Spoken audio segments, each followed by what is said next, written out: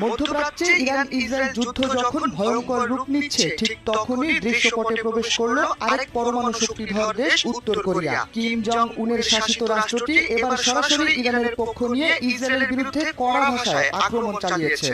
এক রাষ্ট্রীয় বিবৃতিতে কিম প্রশাসন স্পষ্ট ভাষায় জানিয়ে দিয়েছে, ইসরায়েলের সাম্প্রতিক হামলা কেবল ইরানের ওপর আঘাত নয়, এটি মানবতার বিরুদ্ধে অপরাধ।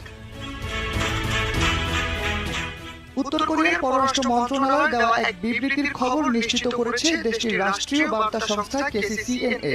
বিবৃতিতে বলা হয়, ইসরায়েলের এই ধরনের বর্বর আচরণ আন্তর্জাতিক আইন লঙ্ঘনের পাশাপাশি ইরানের সার্বভৌমত্বের উপর সরাসরি হামলা এবং এটি একটি মারাত্মক মানবাধিকার লঙ্ঘন।